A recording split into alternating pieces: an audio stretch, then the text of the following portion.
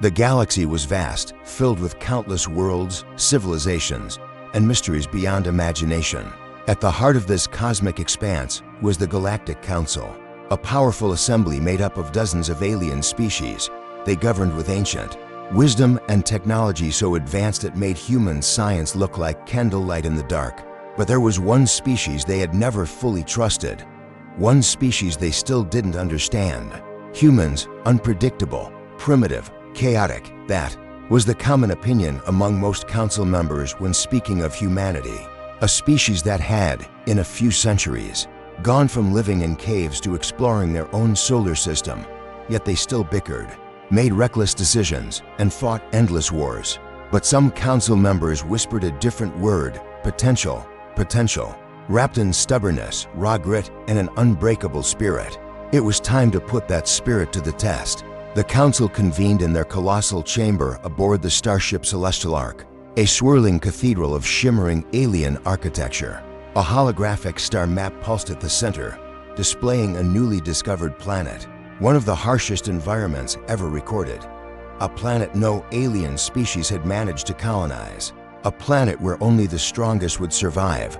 The head of the council, a towering figure draped in shimmering robes, spoke with an icy calm that sent ripples through the assembly. This planet, named Tarnus IV, shall be the proving ground. We offer all species a challenge. Send your best teams to survive, to adapt, to thrive on Tarnus. Those who succeed will earn a place in the council's new exploration coalition, a chance to shape the galaxy's future. There was a murmur, then silence. Most alien delegates believed their teams would conquer easily. After all, their technology dwarfed anything humans had. But a small faction, watching from the edges, dared to hope. Human team assemble shelf a world away in the sprawling orbital hub known as Earth's Vanguard Station. The announcement echoed across broadcast waves and digital channels. The entire human population listened, some with excitement, others with skepticism. Humanity has been invited to participate in the Galactic Council's Tarnus IV challenge. The announcement said, "We face fierce competition, unknown dangers, and the possibility of failure. But this is our chance to prove ourselves on the grandest stage." In a bustling hangar bay, the human team was assembling. Not the galaxy's elite soldiers or the wealthiest scientists, but a mix of determined individuals who embodied the human spirit. Captain Maya Reyes, the mission commander, stood tall and steady, a veteran of Earth's Mars colonization program. She had seen hardship and lived through failure. Beside her was Dr. Elias Kim, a biologist whose curiosity about alien ecosystems burned brighter than any star.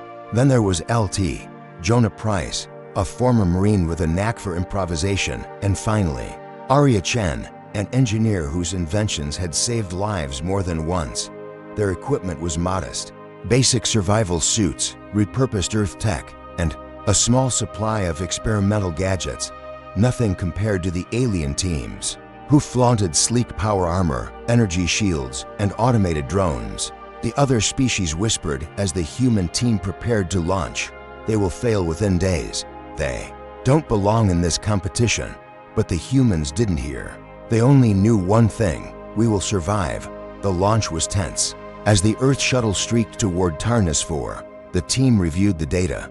The planet was a brutal place: raging storms, unpredictable seismic activity, and a biosphere teeming with creatures unlike any seen before. The atmosphere was breathable, but thin. Water was scarce. Terrain was jagged and treacherous. Many species had tried to explore Tarnus IV, but none had lasted long. The Council's challenge was clear: survive for 30 days. Captain Reyes addressed her team in the cramped shuttle cabin. "This isn't just about technology. It's about heart, ingenuity, and grit. The galaxy thinks we're weak. Let's show them they're wrong." Touching down, the shuttle kicked up dust and ash. The team's boots sank into cracked, red earth. Above them, a swirling sky churned with dark clouds. The smell of ozone and something wild filled their senses. Their first steps were cautious. Each footfall echoed in the silence of an alien wilderness. The alien teams were already in disarray. Reports came in. One species' armor was malfunctioning in the planet's electromagnetic storms. Another team got lost in acid swamps, and one was even attacked by unknown predators. But the humans stayed focused. They scavenged native plants, tested soil samples, and built a makeshift shelter using their environment, twisting vines and stone formations shaped by the fierce winds. While others relied solely on technology, humans adapted with their hands and minds. In their camp, as the first night fell under strange constellations, Captain Reyes looked at her team, exhaustion heavy on their faces, but hope burning in their eyes. "We might be the underdogs," she said quietly, "but this planet doesn't know what it's up against." The sun barely pierced through the thick, swirling clouds of Tarnus IV. The planet's atmosphere was heavy, filled with an electric charge that made the hair on Captain Maya Reyes' neck stand on end. Every breath tasted sharp and unfamiliar, and even the wind sounded alive, a low, haunting whisper echoing across the vast red plains. It was nothing like Earth, and that was exactly the point. The humans had landed, but survival was far from guaranteed. Their first step off the shuttle was met with immediate challenges. The ground beneath them was cracked and brittle, shifting unpredictably. As LT Jonah Price planted his foot down, the earth gave way slightly, forcing him to catch himself against a jagged rock formation. It was a stark reminder. Tarnus IV was a planet that didn't welcome strangers. "We need to set up base quickly," Maya ordered, her voice steady despite the tension. "The storm forecast shows a rapid buildup in the next 12 hours. We'll need shelter." The team moved fast. Dr. Elias Kim scanned the nearby vegetation, eyes wide with cautious fascination. Strange purple vines with thick, fleshy leaves curled around rocky outcrops, their surfaces glistening with a faint bioluminescent glow. Elias carefully sampled one leaf, cautious but curious. "This flora might be useful," he murmured. "It's rich in moisture and could provide some nourishment." But every discovery came with risk. As Arya Chen began assembling their rudimentary shelter from the twisted vines and stone, the sky darkened, the wind picked up speed, carrying with it a metallic scent that set the team's nerves on edge. Static crackled in the air, and the storm was approaching fast. It wasn't just weather. It was Tarnus IV's way of fighting back. Across the planet, other teams struggled and failed. Communications buzzed intermittently with desperate calls. One alien squadron's advanced drones were fried by electromagnetic surges, falling from the sky in fiery arcs. Another team was cornered by a pack of massive, spider-like predators with translucent exoskeletons that shimmered in the low light. Their screams echoed briefly before silence swallowed the transmissions. The Council's challenge was brutal. Tarnus IV didn't just test technology or firepower. It tested willpower and adaptability. Back at their camp, the human team huddled inside the shelter as the storm roared outside. The walls rattled under the force of gale winds, and rain lashed against the makeshift roof like 1,000 needles. But they were safe for now. Maya looked around at her team. Faces were tired, but eyes burned with determination. "We made it through our first trial," she said, voice low but resolute. "But this is just the beginning." Over the next days, Tarnus IV revealed more of its secrets and dangers. Their attempts to locate water met with frustration. The soil was dry and salty, tainted by minerals toxic to humans. Streams were scarce and often surrounded by aggressive wildlife. One night, Jonah narrowly escaped an ambush by a pack of 6-legged creatures, whose jaws snapped with terrifying speed. But it wasn't just the wildlife. Alien interference plagued their equipment. Signals scrambled by the planet's unusual magnetic field, and their communication devices lost range. Their sensors were erratic, forcing the humans to rely on their instincts and basic tools. Where others had advanced gadgets, humans leaned on improvisation. Arya fashioned water purifiers from scavenged parts and native plants, while Elias developed ways to extract moisture from the air, slow but effective. Jonah taught the team survival tactics based on Earth's harshest environments, while Maya coordinated every move with strategic precision. Then came the worst setback.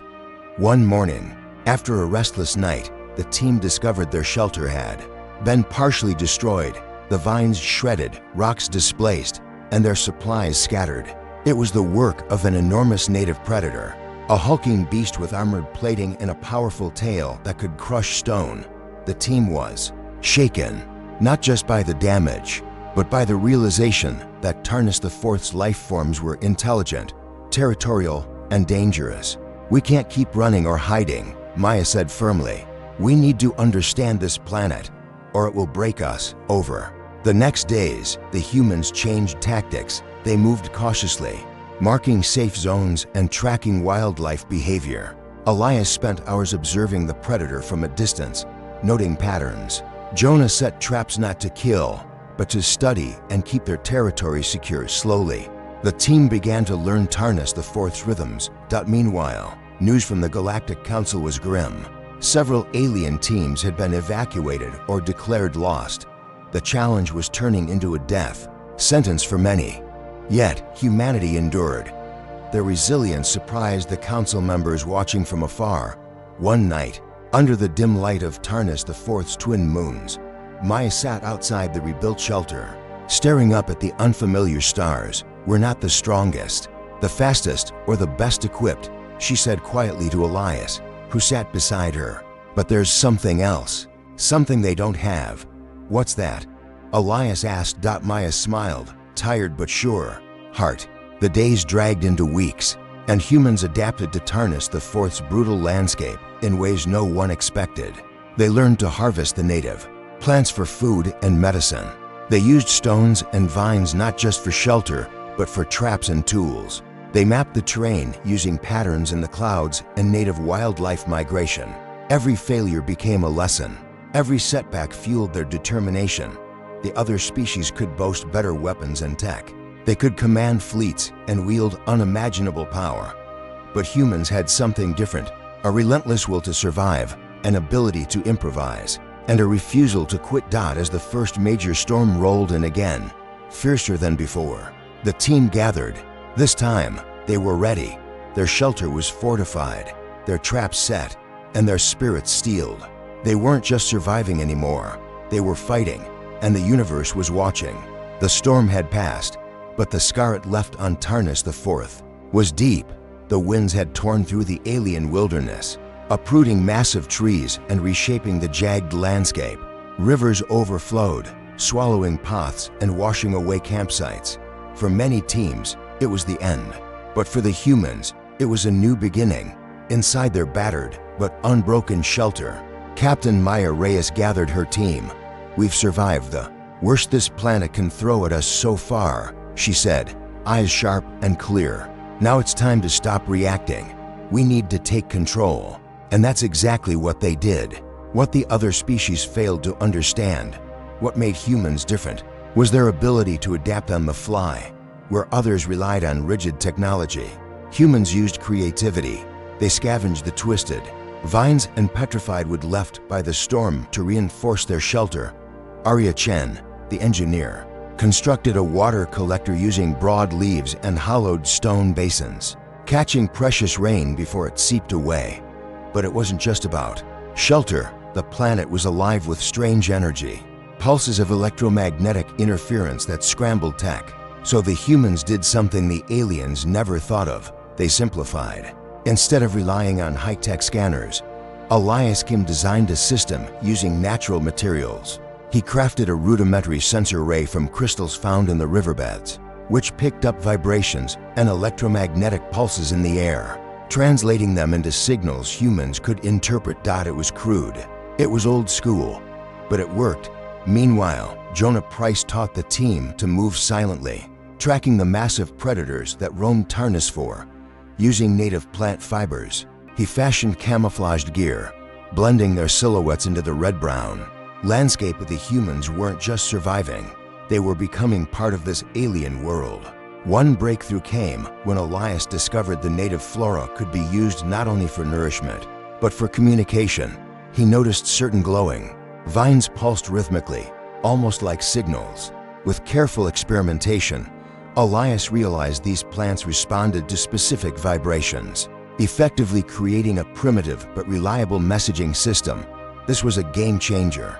Using the plants, the team set up a network of living wires that transmitted messages silently across their camp. No power needed, No electronic trace left for hostile creatures or rival teams to detect. It was the perfect fusion of biology and human innovation. Outside their camp, alien teams continued to struggle. One faction's high-tech equipment was useless against Tarnus IV's volatile storms. Another, despite their advanced weaponry, was ambushed by the planet's native predators, victims of overconfidence and reliance on firepower alone. The humans, by contrast, moved with quiet confidence. They knew this planet not as conquerors, but as students, and as they learned, they began to build. The team crafted traps using local materials, pits lined with sharp stones, snares made from tough vines, and barriers camouflaged with dirt and leaves. These weren't weapons of destruction, but tools of protection, designed to keep the predators at bay without killing the delicate balance of life around them. One day, as the team ventured further from their base, they stumbled upon a deep canyon, shimmering with strange crystals. The canyon's walls pulsed faintly with bioluminescent light, a natural power source unlike anything found on Earth. Arya's eyes lit up. "This could revolutionize our energy supply," she said. "If we can harness that power, we won't just survive, we'll thrive." Harnessing the crystals wasn't easy. It took days of trial and error, short circuits, and dangerous close calls. But human determination prevailed. They built a simple, robust generator powered by the crystal's energy pulses. It provided enough electricity to power their communications and sensors without reliance on unstable tech. Their progress didn't go unnoticed. From their observation posts, Maya and her team detected signals from nearby alien camps, signs of failure, retreat, and confusion. Tarnus IV was breaking them, but humanity held firm. One evening, as the red sun dipped below the horizon, casting long shadows over the cracked earth, the team gathered around their campfire. They were no longer the ragtag group who had landed weeks ago. They were pioneers. Maya stood, looking around at the faces of her team. Faces hardened by trial, yet bright with hope. "We came here as underdogs, with little more than grit and heart," she said softly. "But that's enough. We don't just survive because of tech or firepower. We survive because we refuse to quit." As the stars flickered overhead, Elias chimed in. "This planet taught us to listen, to watch, to understand, and when we do, we find solutions no machine could ever calculate." Jonah grinned, cracking his knuckles. "And if anyone tries to mess with us, well, they'll find out that human stubbornness is the deadliest weapon of all." Their laughter echoed in the alien night, a sound both foreign and familiar. What set humans apart wasn't strength or technology, it was ingenuity. The ability to see opportunity where others saw only danger. The ability to think differently, to adapt, and to make something new out of the impossible. And as Tarnus IV's twin moons rose high, shining their pale light over the camp, the humans prepared for the trials still to come. Because in this vast, unforgiving universe, one truth was clear. Humanity wasn't just here to survive. Humanity was here to thrive. Tarnus IV had become a crucible, a relentless test that had crushed the pride and power of even the most advanced alien species. The Galactic Council watched closely as one team after another faltered under the planet's savage conditions. The Varkari delegation, known for their technological prowess and heavy armor, was the first to fall. Their sleek power suits, designed to withstand volcanic eruptions and extreme pressure, failed catastrophically in Tarnus IV's unpredictable electromagnetic storms. Shields flickered and died, weapons jammed, and systems overloaded. Isolated and vulnerable, the Varkari were forced to call for emergency evacuation, an unthinkable defeat. Next were the Yeltran, a species famed for their strategic genius and bioengineered weaponry. Confident in their advanced drones and predator-hunting beasts, they launched an offensive against the native wildlife. But Tarnus IV was smarter. The planet's creatures adapted quickly, using camouflage, speed, and pack tactics that overwhelmed the Yeltran's defenses. The Yeltran camps were overrun. Many were captured or scattered. The Council received garbled transmissions of desperate pleas, a sharp contrast to their usual precision and control. Meanwhile, the Solarians, masters of psychic manipulation, attempted to control the environment itself. probing into the planet's living energy to manipulate weather patterns. But Tarnus IV's bioluminescent ecosystem was unlike anything in the galaxy. It resisted their influence with violent feedback, sparking storms that decimated their teams and forcing them into retreat. In contrast, the humans, with their modest technology and relentless spirit, adapted and endured. Their crystal-powered generator hummed quietly, their vine and stone shelters stood firm, and their living communication network allowed them to coordinate seamlessly. The native predators still prowled, but the humans understood their behaviors, avoiding conflict or defending themselves with traps rather than aggression. Still, Tarnus IV was not done testing them. One evening, as the twin moons hung low in the sky, the ground began to tremble. The team was gathered when the shaking intensified. Small rocks tumbled from cliff edges, trees swayed dangerously, and a low, rumbling growl vibrated through the air. "It's an earthquake," Maya said, eyes scanning the horizon. "But this is no ordinary quake. It's triggering landslides and flooding downstream." The planet was reacting violently. An enormous storm system brewed above. Fed by the seismic upheaval, torrential rains began to pour, swelling rivers and turning the red plains into rushing torrents. The team scrambled to secure their base. Arya rushed to reinforce their shelters with vines and rocks, while Jonah helped carry supplies to higher ground. Elias monitored the water levels, calculating the risk of flash floods. Maya coordinated every move. Calm but focused. As the storm hit its peak, the team was forced to evacuate their base entirely. Floodwaters rose rapidly, swallowing everything in their path. Lightning cracked the sky, striking trees that exploded into firestorms. The air was thick with debris and the roar of nature unleashed. But amid the chaos, the humans' true strength emerged. Working together, they navigated the treacherous terrain, using their knowledge of the planet's natural rhythms to avoid deadly traps. Jonah's makeshift camouflage kept predators at bay, while Elias's plant-based sensors alerted them to shifting ground and dangerous wildlife. They helped each other through exhaustion and fear. Then, in the heart of the storm, they discovered stranded members of a rival alien team, the Volari, injured and desperate. The Volari had been caught by a flood and left isolated. Maya made a choice that shocked the Galactic Council. "We can't leave them here to die," she said firmly. "Help isn't just for our kind, it's for everyone." With sheer grit and determination, the humans braved the storm to rescue the Volari survivors. They built makeshift rafts from native materials and guided the injured through raging waters to safety. The Volari were stunned. Many had doubted humanity's strength, but now they saw a different side: compassion, leadership, and courage under fire. As the storm finally subsided, the battered team regrouped on high ground. Soaked and exhausted but alive, Maya looked over her crew and the Volari survivors. "We didn't just survive," she said quietly. "We saved lives, we adapted, and we proved that humanity is more than technology or firepower." Far above Tarnus IV, the Galactic Council's chambers buzzed with debate. The humans had outlasted every other species. Their ingenuity and heart had carried them through storms, predators, and natural disasters. The Council was forced to reconsider their prejudices. The verdict was unanimous. Humanity was no longer a curiosity. They were a force to be reckoned with. And with this acknowledgement, a new chapter began. The Galactic Council convened in their vast chamber, an arena of shimmering light and towering holograms representing every known species. The air was thick with anticipation. Never before had so many species witnessed such an extraordinary test. At the center of the discussion was the human team on Tarnus IV. Reports flowed in. Humans had endured conditions that crushed the mightiest warriors and the most advanced civilizations. They had survived ferocious storms, adapted to a hostile ecosystem, and even rescued rival species when others abandoned them. Counselor Velrax of the Varkari, known for his stern pragmatism, spoke first.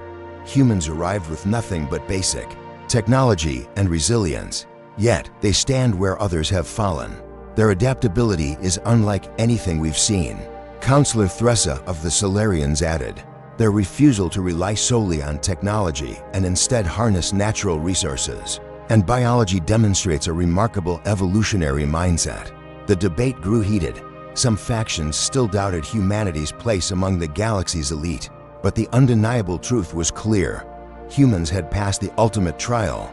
Finally, the Council voted unanimously. Humanity was granted full membership in the Galactic Council, recognition, not just for survival, but for their innovation, compassion, and spirit. Back on Tarnus IV, the human team received the news through their crystal communication network. Maya stood before her exhausted crew, pride shining in her eyes. "We did it," she said simply. "We proved that the heart of humanity is stronger than any challenge." Months later, a new base was established on Tarnus IV, a beacon of human ingenuity and collaboration. Scientists studied the planet's unique ecosystem, diplomats built bridges with alien races, and explorers prepared for further frontiers. The story of humanity's victory on Tarnus IV spread across the stars, inspiring countless others. It was a story not of conquest, but of courage, not of domination, but of respect for life, for the unknown, and for each other. And in the annals of galactic history, the humans became more than survivors. They became pioneers, trailblazers who taught the universe the true meaning of strength. Thanks for joining me on this journey through the last frontier of humanity. If you enjoyed this HFY story of resilience, ingenuity, and heart, don't forget to hit like, subscribe, and ring the bell so you never miss an epic tale. What do you think humanity's next great challenge will be? Drop your ideas in the comments. I'd love to hear your theories. Until next time, keep dreaming big, keep pushing limits, and remember, the universe is vast, but so is the human spirit. Thanks for watching.